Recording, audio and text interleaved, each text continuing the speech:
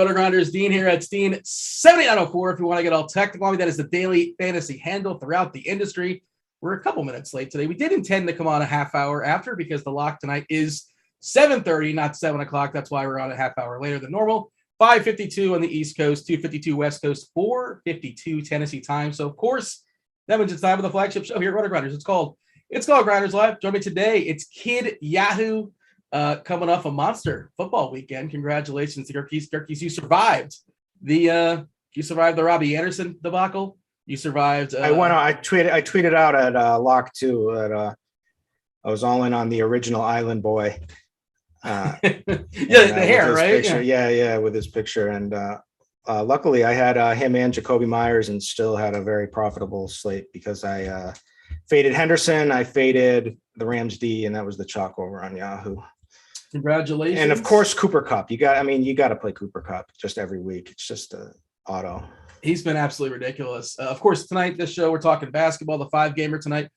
I'm excited to actually have a conversation about games and talking little nuances of a certain game, because so far I've just talked a 10-game slate, an 11-game slate, and it's just a flat-out sprint because we want to get to the chat questions as well too. What up, chat? Do subscribe, turn on notifications. That helps with the old algorithm. And ask some questions. We're going to do our best, and I say do our best, but we really should have plenty of time into the show, usually around the last 10 minutes, give or take, to answer your chat questions. Do put a QQ in front of your question, QQ, just so it helps producer Eli pull those questions and throw them my way so we can get to those at the end of the show. And also put details in there. Say hey, I'm playing in a cash game on FanDuel, or I'm playing in a tournament on Yahoo, or a single entry contest, mass multi-entry contest, large field, all that good stuff. The more details, the better. All right. As far as the body parts, as far as who's in, who's out, what we're monitoring as far as the slate tonight, we're kind of somewhat in limbo, right, Kirk Dees? Because we got Joel Embiid, who's going to be questionable. I'm certain he's going to be questionable every single game this year. I'm already ready for this. Every single game is going to be questionable. Questionable tonight with his knee. It's a national TV game, and it's in Madison Square Garden. Come on. He's playing, right? Come on. He's playing. I think so. He usually always ends up playing, but he did say he shouldn't have played the other day. And man, when you roster that guy, it is a sweat just to get through the game with him. Always has that monster first quarter. You're feeling great, and then boom, something happens, or he just, doesn't do anything. He takes that fall. He just takes that one fall a game where it's oh no, get up. Yeah, I know. And it's like Embiid to the locker room. You're like, oh my God. And the tricky part, of course, is that Embiid's questionable. And it's well, okay, if Embiid doesn't play, we just go ahead and play Drummond. He'll go nuts, right? Drummond is also questionable with his ankle. This is the first game. So in theory, we'll have news. If we don't have news, Crunch Time, of course, we'll have news. The premium show here at Rotogrinders. You got Mr. Tuttle, Kevin Roth, Andy Means, all over that. Take you guys straight up to lock. If you guys are premium members, you know how that goes down. Other body parts are monitoring. This just broke right before the show. Nerlens Noel not available tonight. He's out with his knee. Iguodala, just Andre Iguodala is available to play. He's probable tonight. Derek Favors has an old hip, so he is not playing on the front end of a back-to-back. And OKC also doesn't really care about winning. They don't really care about that stuff. So why would he play basketball? LeBron James downgraded today. Same day downgrade from probable to questionable. This ankle, he fell the other night. It looked rough. Like people were already saying this is going to be bad. It's going to be out for a while. He actually came back and finished that game. But now he's questionable with his ankle. Wayne Ellington upgraded to questionable with his hamstring. Interesting note as far as the Lakers is this is a front end of a back-to-back. And I believe they have OKC tomorrow night. So if you want to, look, they don't probably, I know they've been bad, but they probably don't need LeBron against OKC tomorrow night in theory. But we'll see how that goes down. We care about tonight and tonight only, and we just gotta stay tuned. But yeah, your thoughts as far as that's where we're at, because there's not a lot of value in this slate, and the value that's out there, it's kind of bad. It's not comfortable value. Well, at least that's my perception. That's sort of my thought process as far as building. The prices are up. DK is tough today. Just tougher builds. Guys have been bumped up, and there's really not a lot of cheap guys out there lurking, unless again if news breaks that way. Give me your general thought, your general assessment as far as this 5-game slate before we kind of dive in and break it down game by game. I think it comes down to which stud. It's obviously going to come down to which studs tonight, right? Because we've got only 5 games. We've got also some potential blowouts. The Rockets certainly could get shown up by the Mavs here in their Mavs home opener. They're already a 10.5 point favorite. None of us would be shocked if they win by 20 to 30 points, right? Now, the other game that has blowout concern is any game that OKC is in has blowout concerns, especially for the Warriors. So, I do like Steph in that game. We'll get to that later, but then it comes down to LeBron, whether LeBron's going to play, because then that's going to just change the slate dramatically, and we're all going to be jamming in AD and Russell Westbrook, right? And then you got, potentially, it may, what Jokic may lose some thunder here. He's probably going to be the third highest owned stud in my opinion, but he doesn't seem like people don't seem that excited about him, especially after their big loss and the back-to-back and the match with the Jazz. But this should be the most competitive game, at least in theory, even though not the spread doesn't say so. But these are two playoff teams going at it. And then, the Lakers Spurs are certainly the most competitive, along with the Sixers Knicks, and you got the banged up potential of Joel Embiid, which we already mentioned. It's tough to get through a whole game with. So there's kind of warts on everyone, and it's going to come down to which studs we like the best. Yeah, like you said, we're going to break it down game by game, but Dallas at home, double-digit favorite versus the Rockets. Rockets, obviously, a rebuilding team. The Denver-Utah game, we saw that. Remember when the bubble, those teams were going at each other like 130, 135. They put up, and it was Murray, of course, was involved. He's out with the ACL, going to be out for a while. But Mitchell and Murray were just like go back at each other. And, it is the toughest place to play, I believe, on a back-to-back is Utah, right? Historically. The altitude, just a tough court to play on. Not a big, as far as trip, Denver to Utah, but it is a back-to-back for Denver. The other back-to-backs and front ends, this is what I have. I kind of wrote it down. Yeah, Denver is on a back-to-back. On the front end is the Lakers and OKC, and that's even more reason OKC is just – they're the trickiest rotation to figure out because, well, they have lots of moving parts. They get walloped, and, they will roll out, 13 different dudes if things get ugly. That said, you ready to dive in and break it down game by game? Yeah, let's do it. All right, 76ers in New York, 216.5 is the total. I don't know what we could do. We could just play the if-then game, I suppose, as far as the Embiid deal. Embiid is questionable. Backup center Andre Drummond is questionable. So if Embiid's a full go, if he's he's good to go when he plays 31 minutes here against New York, that doesn't mean he's like a lock. He's still fine. New York, truthfully, a tough defense to play against. They play pretty slow. So far this year, Philadelphia has the slowest pace as well. That'll speak to the 216.5 total in this game, which is the lowest total on the board. But like you said, it is at least more likely to be close. Let's just play the if Embiid is in, how much do you prioritize him? He's probably the fourth best stud by from a projection play tonight. It's whether you feel at this game. I mean, I don't like the game, the way the game is setting up. Like you said, the 76ers are just playing extremely slow without Ben. Embiid's knee, is definitely a problem. And the Knicks play good defense and they play pretty slow. They're benefited by some of their matchups already, but they're 16th in pace so far this season, and their defense has been pretty good so far this season. Yeah, I'm probably not going to end up with much Embiid tonight, but that's going to be, I get it for tournaments, and he's always capable of going off. He's had some troubled history against the Knicks and Thibodeau, but certainly fine play. But I like Jokic a lot better. I pulled up one of our premium articles with an if-then article, basically talking about the 3 or 4 guys we're monitoring. If so-and-so's in, if so-and-so's out, like this is what changes. I just pulled it up. Like if Embiid is out and Drummond is in, Drummond we have projected for 39 DK points, 39 FanDuel points, and he's not like still minimum, obviously. I think he's in the 5 somewhere, but that's obviously become a phenomenal play. We get a nice boost for Tobias Harris as well, who's like a fine play right now as things stands. But again, if Embiid shuffles out, tons of usage will go his way. Tobias Harris will become a really, really strong play. Even a guy like Tyrese Maxey would get a boost. If we somehow get Embiid and Drummond both out, it's Paul Reed season. He's just going to be like everybody. You just have to play Paul Reed, right? Like I think that's how that goes. I mean, maybe Niang draws a start or something, or kind of how that goes. But Reed doesn't need more than like 22 minutes or so to get there, especially on a night like tonight where just value is thin, and it goes to every slate is different, right? Earlier this year we had 9 or 10, 11 game slates where we had so many value plays, and it was like, well, I don't know which cheapie I'm going to play, which cheapie's projected to score 7x that I'm going to play, and I'm begging for 5 or 6x tonight. Is that sort of your perception as of right now, at least? I just got an alert that Embiid is expected to play. There it is. Yeah, I mean, come on, national TV, and it's the guard. What are we doing? Of course he's playing. Yep. Yeah. So we don't have to mention Paul Reed again. Did we get a Drummond update by chance? I haven't seen anything come through with that yet. All right, fair enough. Now, how does that, Embiid playing, the secondary guys now? But Tobias is fine. Maxey's fine.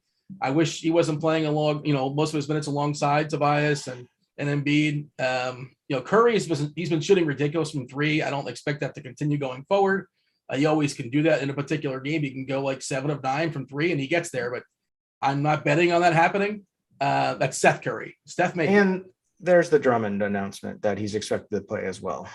Okay. So, all right, fair enough. I guess that makes sense. Follow-up question is Drummond playing? That's kind of that goes down, I suppose.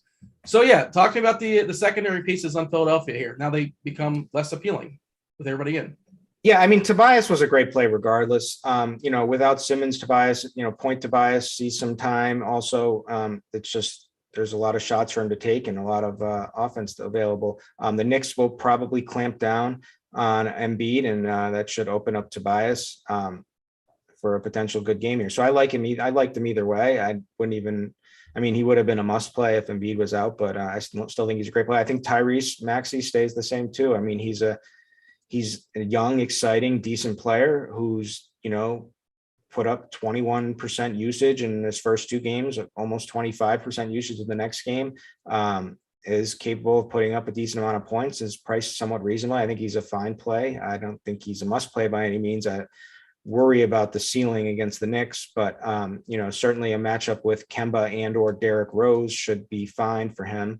I like that. And I don't think we need to really get too cute with any of the rest of the guys. You could play some Seth Curry, like you said. You could play some Danny Green and hope he turned into Seth Curry. Yeah, that's about it.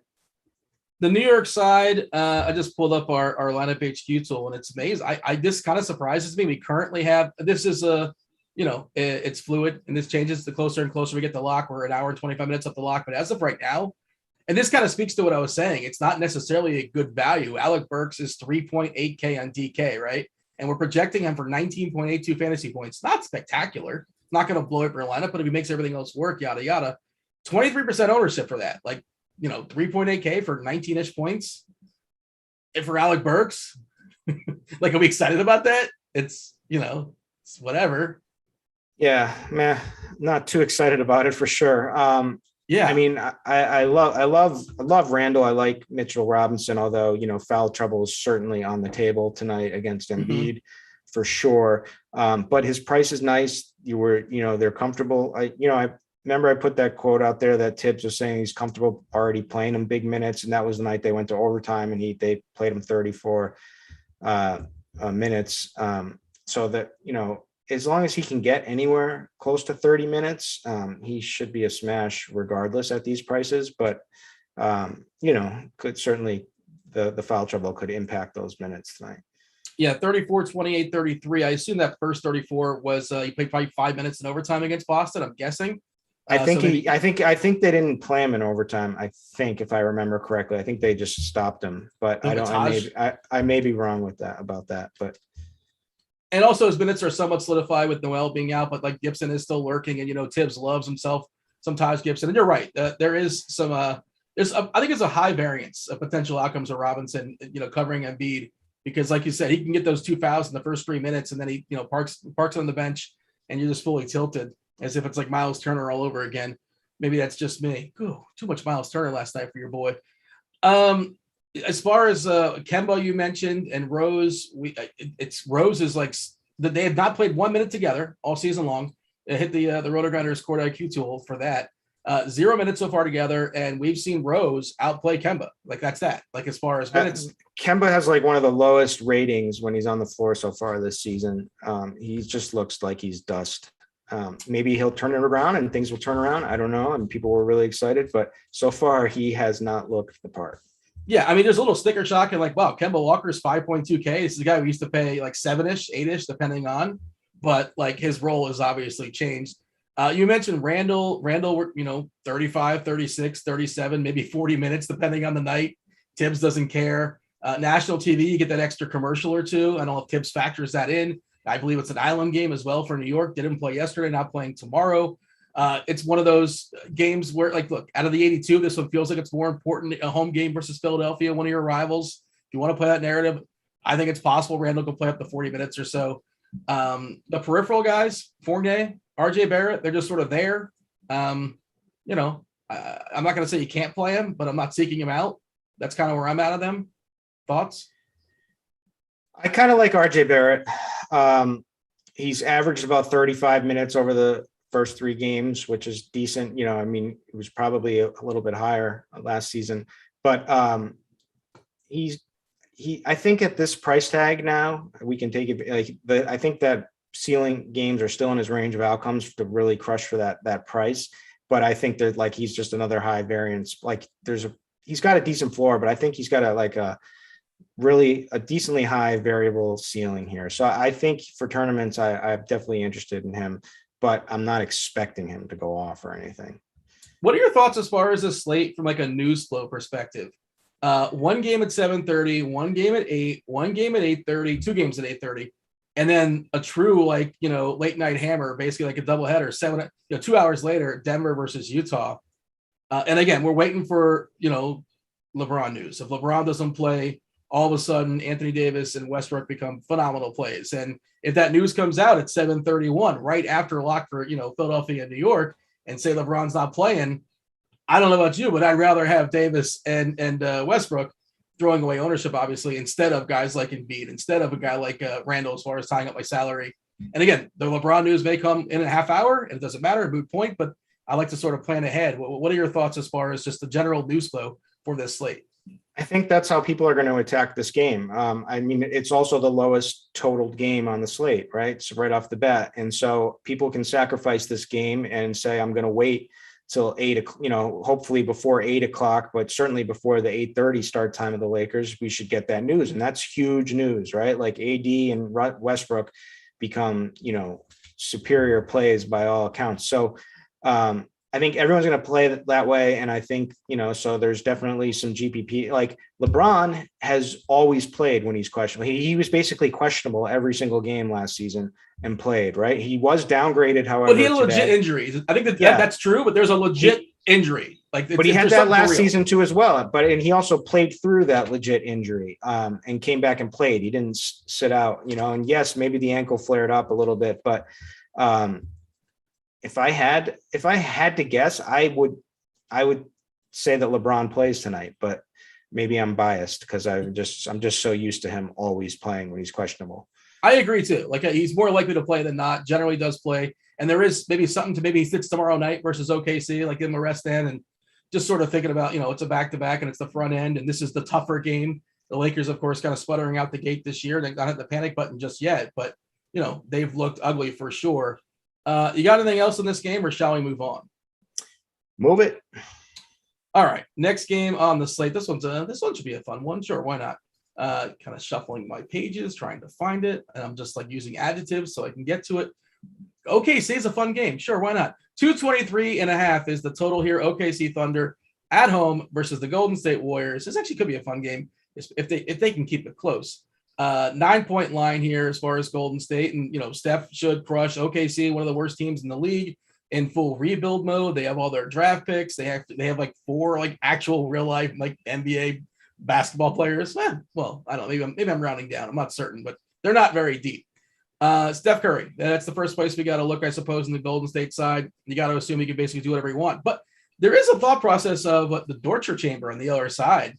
Lou Dort is a lockdown defender in theory, as much as you can be. Not that you really can stop Steph Curry, but that's one thing I thought about. Like, well, maybe Dort kind of sort of somewhat slows him down to some degree. Like, he's a legit good defender.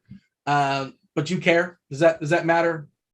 No, it matters a little bit, but Steph Curry is a little bit different than Furkan Korkmaz, who he locked down. And, I'm sure you saw Twitter going nuts about all of his defense in that game and just locked him down. Yeah.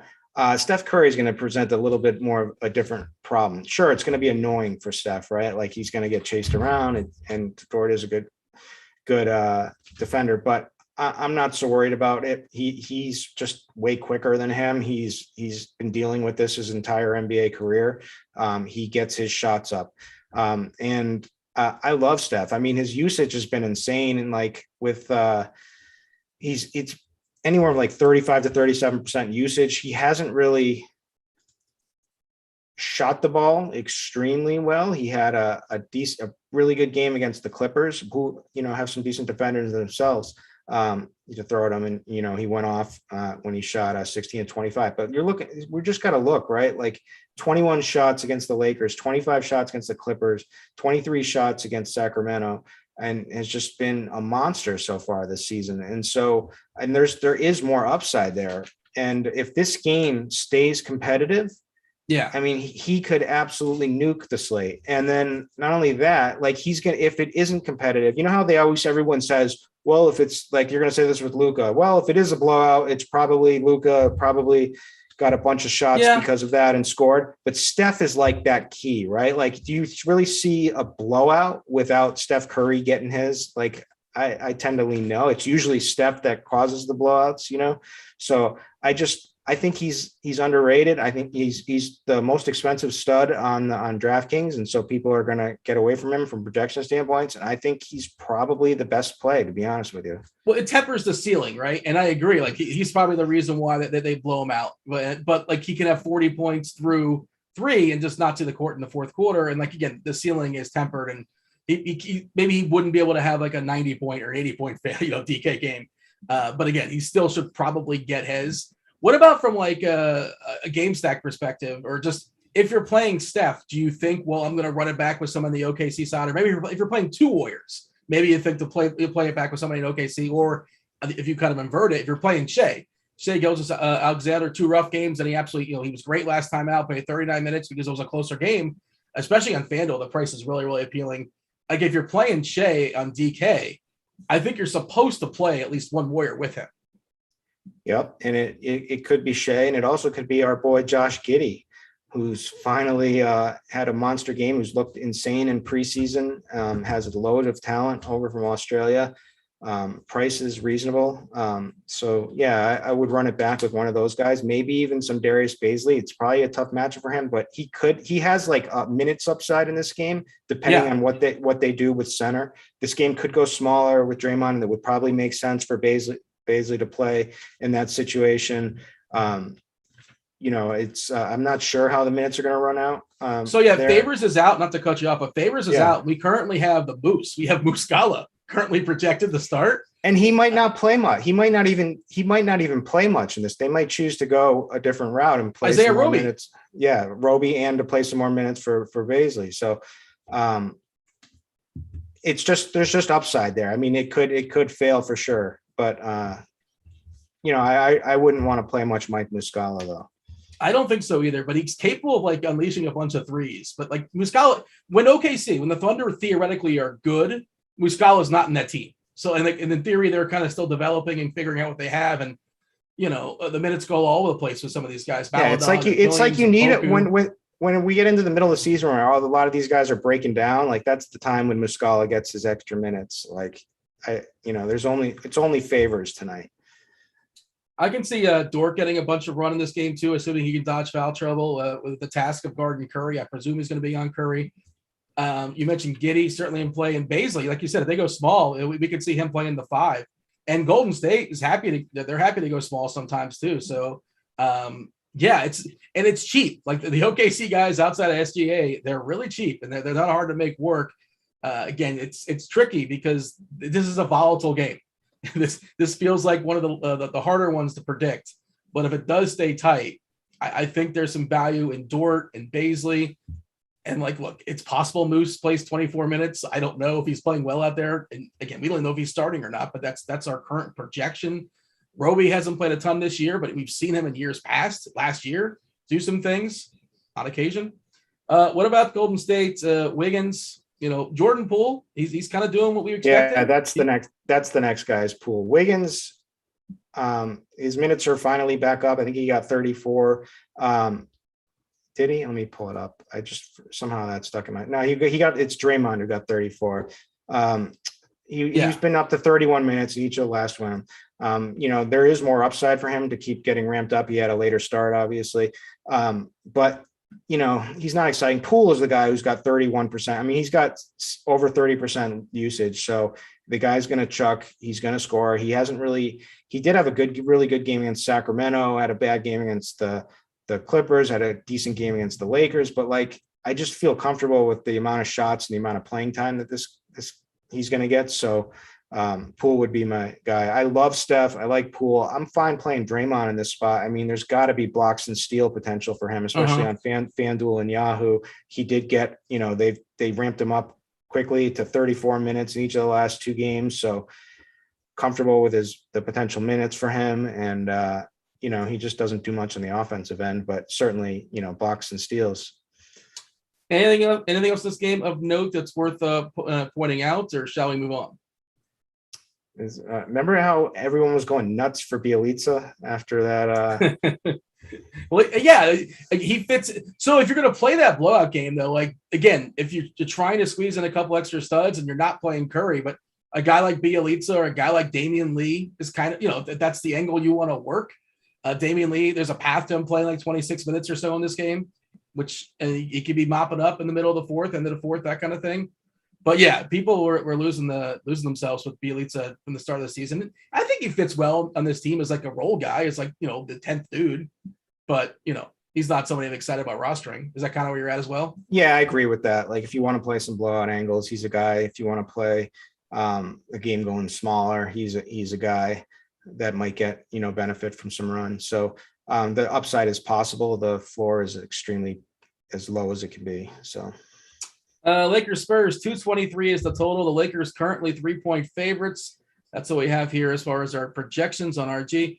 LeBron is questionable. And okay, let's say LeBron's in. If he's out, Davis and Westbrook should be phenomenal plays. All their usage goes up. So much more delegation. Potentially Ellington is back, who I think Ellington is a phenomenal signing for the Lakers, by the way. I think he was an awesome signing for them, and they miss him. Which is kind of a weird thing, but he's a perfect spacing player to play alongside LeBron and Westbrook. He can just bang those open threes, and I don't know how much minutes he'll get at his first game tonight. If he does play, he's questionable, right? Yeah, questionable. I don't know what to do with that, but at some point, he's just definitely somebody I'm monitoring. If LeBron is in, how excited are we about any of the Lakers? They're all fine.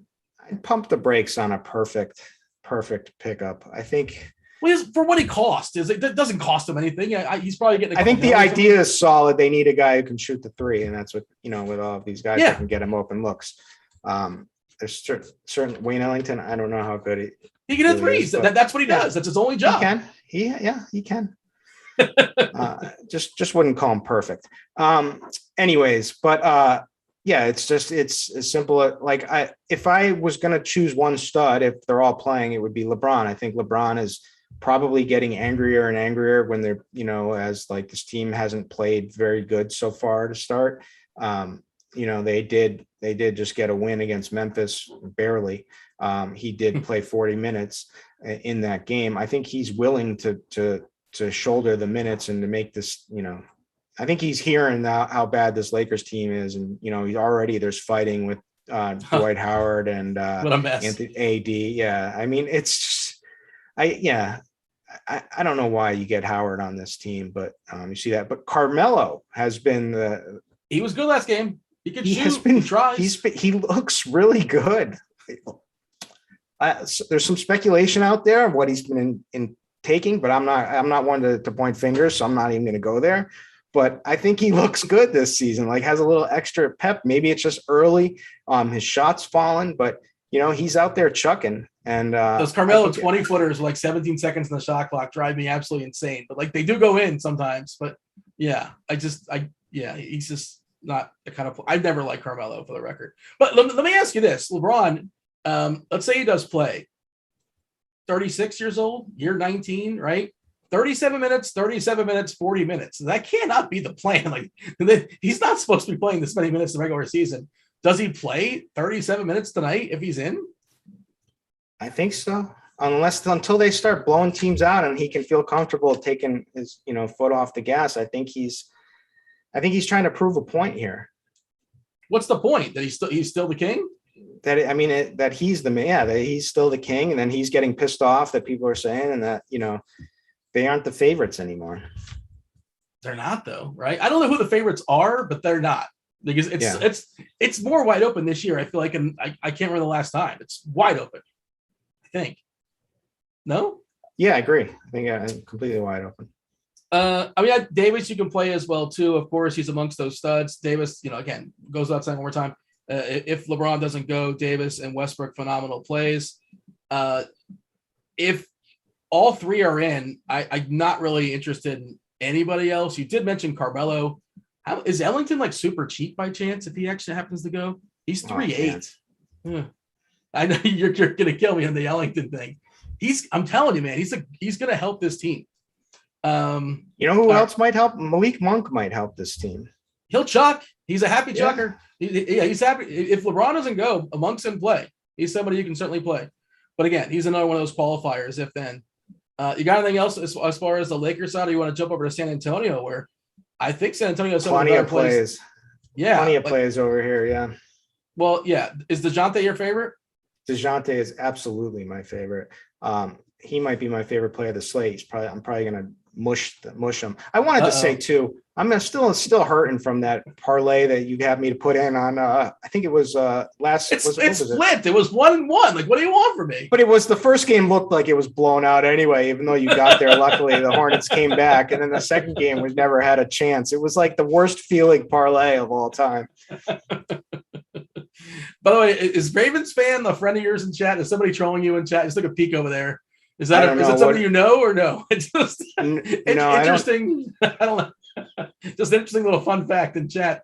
What up, chat?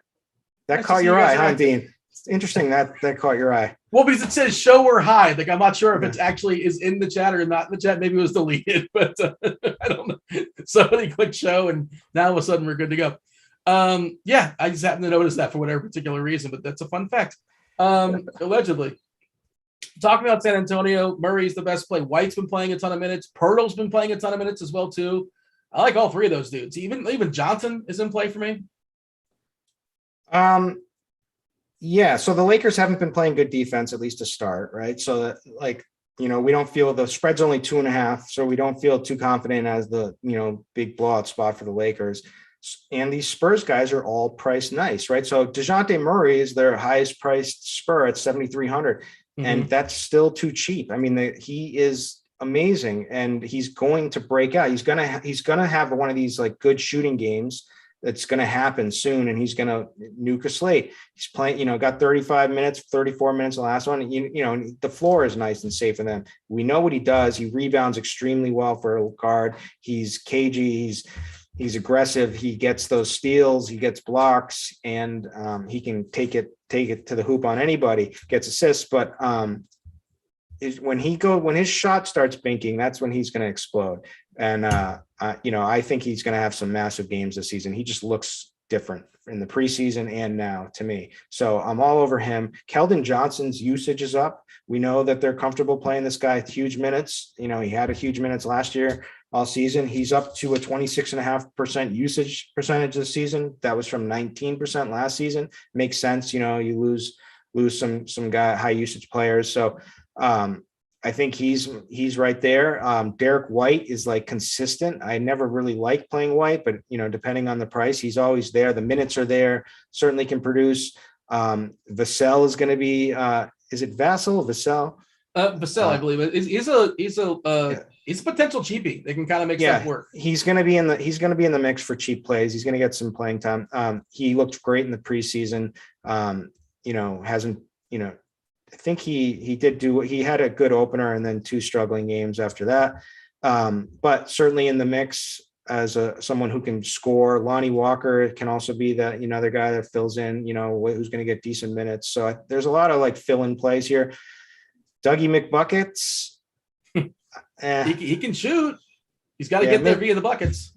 Yeah, it made sense that he had a good game against the Bucks. As a guy who can get hot from 3 and just, they always allow that 3. But I'm probably a lot lower on him this evening. But I love Keldon Johnson. I love Dejounte Murray. Yeah. I like Vassell. And I could play any of these guys. Pirtle even too, maybe, just because the Lakers have these bigs. OKC starting lineup: SGA, Dort, Giddey, Baisley, and Jeremiah Robinson-Earl. Yeah. So he's super cheap. He hasn't been spectacular from a fantasy point per minute perspective so far this year. 0.71 on DK, 0.64 on FanDuel. His usage not spectacular at 16%, but he is 3.2K on DK and 3.6K on FanDuel. I would just also say there's other guys that can replace him pretty quickly, but this is a potential cheapie. I have to dig more into it. Do you have any thoughts off the dome as far as Jeremiah Robinson-Earl drawing a start? It's just the price and start. That's about it. You're playing with fire, but certainly could get run off the court. I think it makes sense for him actually to be out there, so I think that's fine. I would definitely not play any Muscala tonight, but I don't know. He's young. He's rough around the edges. He was kind of a late draft pick. He can shoot a 3. I like that. He could do okay in this game. It's a tough matchup for him though. But 3,200, why not? Whatever. I'll say this: I'm always a sucker for guys, especially in a slate where there's not a lot of value out there. Guys that are starting and have a legitimate chance to close in a blowout. This is one of those guys. Like if they're getting walloped, there's a chance he comes back and closes anyway. For sure. So that's something. I'm not saying that's guaranteed to happen, but you don't get that too often where you can kind of sort of potentially get it both ways. And it depends on how well he's doing and all that. But 13 minutes the first game, then 21, then 14. Not a ton of usage. But again, he's super cheap and we're looking for value tonight. So sure, why not? Let's see. We got 2 more games to talk about. And is this right? Are we kind of sort of somewhat behind time? Do we only have 11 minutes left in the show before we turn it over to crunch time? Am I doing math correctly? You tell me. I don't know. I'm just following your lead, Dino. I should be able to math better. I think we get out here 40 after the hour. So yeah, we got to speed it up because we want to get the questions from chat. Producer Eli has been compiling those for us. We're going to get to those soon enough. Talk about Houston and Dallas. 222 is the total. Dallas is an 11-point favorite. Same sort of deal here. Potential blowout. Luka should do whatever he wants to do. Porzingis is a really nice price on FanDuel. The secondary pieces aren't spectacular. I will say turnover boosts are out there to some degree because KPJ is on the other side. And dude, he's got skills, but he also turns the ball over a ton. Just very, very careless. Love Christian Wood when he gets the run, assuming this game stays tight. If it does, it's probably because Wood's doing Wood things. Your thoughts as far as this game? Well, I just look at that. They were, he did Wood things in 33 minutes against OKC in a blowout for Wood. I mean, Wood has massive upside. He's, always right. Like it's Yeah. probably a tougher matchup for him tonight, just the way that Dallas plays. But this game has blowout. This is the one that I would be most confident in blowing out for sure, just because it's the home opener for the Mavs. The crowd's going to be electric. Luka's going to want to get going. And the Rockets are just terrible, and they don't have really any good defenders, and they're young now. Kevin Porter Jr. is horrendous at defending. Jalen Green, like all these guys are just young, and certainly, I mean, if it does stay close, this is going to be a game stack you're going to want. You're going to want some Rockets pieces, and like Porter Jr. might go off. Jason Tate's actually been pretty good. Jalen Green finally exploded. I touted him hard the first night. I thought he was the best rookie of all these guys, and with the best opportunity. But it turns out Mobley is in a hell of a role with the. Yeah, he looks good. Yeah, those are the two guys I think look great. But anyways, I mean, let's talk about the Mavs. I mean, Luka. Everyone's saying Luka's the number one stud tonight in the slate. That was kind of your feeling, right? Yeah, I think so. If you have to pick one, I mean, obviously, if LeBron doesn't play, then it becomes Davis and Russ is like 1 and 1A. But as of right now, I think Luka's the top guy. No? Yeah, I'm just really scared of the blowout here in this one. But I'm comfortable with Porzingis at his price because it just seems like he's going to get his close to 30 minutes regardless. But and maybe there's more upside for minutes there. Luka, I'm a little bit more scared on based on the rotations and if it is a blowout. But I mean, certainly this is a great matchup for the team. If it does stay close, all these guys are going to smash. Jalen Brunson is a decent value. Dwight Powell is a decent value. I think that's kind of it. I feel better about Brunson than I do about Powell. Yeah, I think there's more upside for sure. Powell's just like so not active, and he's got to get there through stocks and rebounds and dunks basically, and they don't really work much through him. If you like the blowout in this game, I think Sengun is kind of sort of somewhat interesting. Like he's looked really, really good so far in a small sample size as far as fantasy points per minute. And if you're playing Christian Wood, you probably should run him back with like at least Porzingis or Luka or maybe both. Is that a good thought? Yeah, I agree with that. Or two pieces on the Dallas side. All right. Well, let's talk about the hammer that is Utah and Denver. Gonna get to your chat questions in a second. Want to knock this one out as well. 218.5 is the total. Utah is a 7-point favorite. Island game for them. Denver playing in the back-to-back, flying into Utah. That's why they are 7-point dogs. And they also lost last night to, I can't remember who, but they should have won the game because Cleveland. Yeah, Cleveland. Ugh, geez. MPJ is scuffled out the box, got paid, and he's not looking too good. It's basically Jokic has been crushing. Everybody else is kind of sputtering in this team. They did give Bones some run last night. Not saying he's going to do much. He is 3K. Like that's, I don't know, just sort of throwing it out there. Like they added him back to the rotation. He was somebody people were excited about. I think it was his first time he played all season. It's about Jokic, right? That's the main piece on Denver.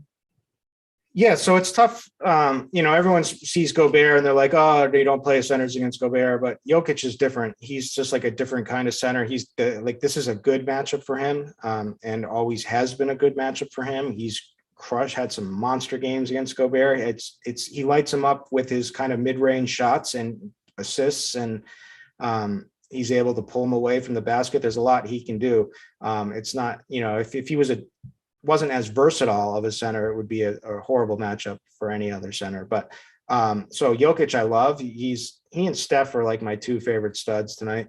And then Michael Porter Jr. is interesting. And I say interesting because he could be in the doghouse because he got called out. He got called out by Malone last night. Now, originally when he was called out, he was in the doghouse and, it took him time to earn back trust. I don't know if he's past that level yet or, and that, their relationship is better now and whatnot. So he may come out with some fire and you do want people who can shoot from the outside against the Jazz because it's so hard to attack the middle from them. And Porter Jr. is a guy that can do that. And he can get his own shot. Hasn't shot well yet, but maybe he has some fire in him tonight. Now, also there's the high variance play. Maybe he gets limited minutes tonight because he's in the doghouse. So I don't really know how, but I think he's a great tournament play for those reasons. What do you have here as far as Utah? Gobert's fine. Has certainly been playing well. Donovan Mitchell would be the one that I would, look if this game like really. Nobody's playing him, by the way. He's going to be like 5% or under. And certainly has the most upside, right? So certainly like him. Jordan Clarkson, you can get behind a little bit. He hasn't been shooting well either, has been doing fine, but hasn't been shooting well. Joe Ingles could come back from after his flagrant the other night. Or kind of soft, right? He probably shouldn't have kicked out for that one. Yeah, I don't think so. It's Jingling Joe. It's, He's a big trash talker too. So maybe he said something as he was doing it. I don't know. He did seem apologetic, but I thought he got a price decrease for missing most of that game.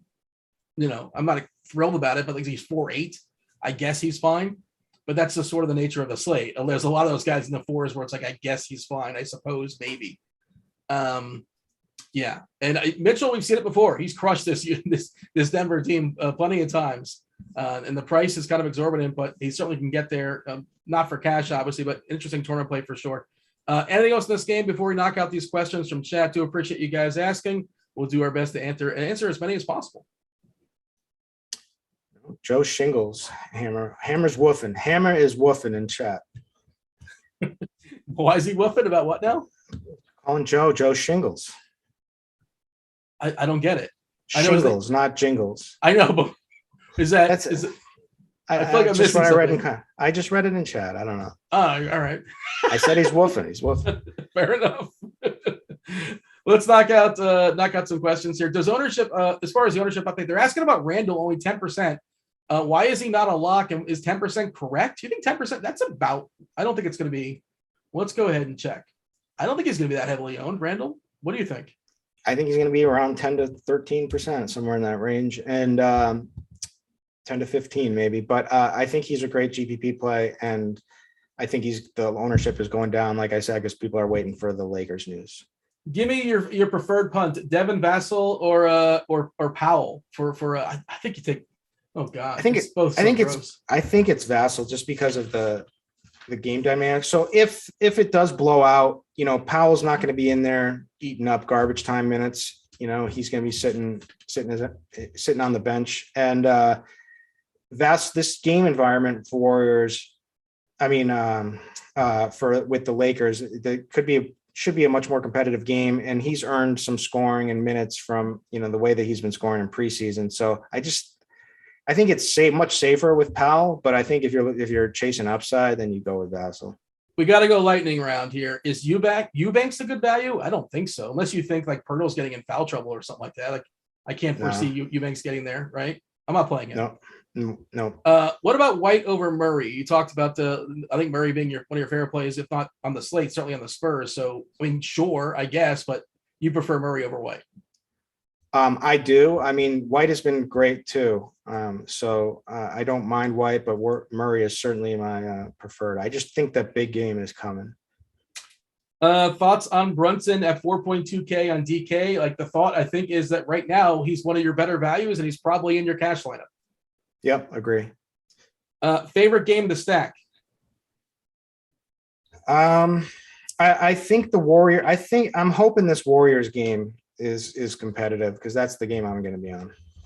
Sengun for value on DK. I would say if you're playing the blowout angle, I don't hate that in like large tournaments. What are your thoughts? Yeah, I agree. Best strategy for FanDuel large field tournament. Do you have like a general 30-second best strategy for a large field FanDuel tournament? I don't know, get a little different. But not too, you don't have to be completely crazy. This isn't like baseball where you're worried about somebody being 30% owned or 40% owned. You know what I mean? Like, understand basketball is more predictive in theory. Correct. Your favorite core play, cash game cores, which is just a weird thing to say. Like, I think Luka is your cash game core as far as the studs. Everything's sort of waiting on what happens with the Lakers. Davis becomes he's a good play, becomes a phenomenal play. Do you have another favorite? I imagine you're not playing much cash. Brunson's a guy you're playing in cash, more on DK than on FanDuel, I would say. FanDuel, I like SGA on FanDuel where he's 7K or 7-1. It's a really solid price. Any other thought as far as cash game? I'm playing Dejounte Murray and everything. There you go. Best value at center or small forward on on FanDuel for tournaments. You have a favorite value center or a value small forward? All right, 1 second. Well, I can go ahead and pull up the fabulous lineup HQ tool. I can sort it by fantasy points per dollar. And you usually don't see this. Our biggest value is Porzingis. You typically don't see it with a high price guy. The price on Porzingis is too cheap. Usually it's a guy that's like 4K or 4.5K, that kind of thing. He's too cheap on points matter. He's too cheap on Yahoo too. I would say Draymond, it would also fit the bill as being a good value tonight and center eligible. And if they're looking for someone cheaper, like there really isn't much cheaper because Mitchell Robinson's higher. I mean, it would be Dwight Powell for the cheapie, I guess, but there's a lot of opportunity cost there. Curtis, we got to step aside and make way for Crunch Time. Crunch Time, of course, for premium members. Get at it. $10 off your first month of RG Premium. Come join us. Thanks for watching. Do appreciate the participation. If your question was not answered, hey, if you're a premium member, go ahead and ask it on Crunch Time. They'll knock it out. Curtis, one final thought, one final thing as far as the slate. What do we need to win tonight? Dejounte Murray and Steph Curry. There you go. That was Kirk Dees. Thank you, Eli, for producing. Thanks for watching. That was basketball. Do subscribe, turn on notifications. Good luck. We're out of here. Howard.